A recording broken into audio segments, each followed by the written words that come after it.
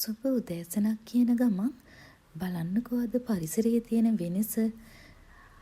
මගේ මේ කුස්සිය ගාව ජනෙලෙන් තමා මේ එළිය පේන්නේ. හරිම සුන්දර දසුනක්. මං හරිම ආසයි මේ දකින දසුනට. ඉතින් අද දවස මගේ නිවාඩු දවස. මම ඔක්කොම වැඩ ටික කරගන්නවා. ඉතින් ගෙවල් ටික අස් කරලා මගේ මිදුල දිහා බලන්නට මම හරිම ආසයි. ලස්සනද බලන්න ඇහැට ඒ වගේම හිතට හරිම සැහැල්ලුවක් දැනෙනවා. වැස්සත් එක්කම මේ තියෙන සීතල සුළඟත් එක්ක හරිම නැවුම් සිසිලක් දැනෙනවා. ඉතින් බලන්න මගේ මේ නෙළුම් පැලේ මම හැමදාම ආසාවෙන් උදේට බලනවා කවදද අලුත් මලක් පිපෙන්නේ කියලා.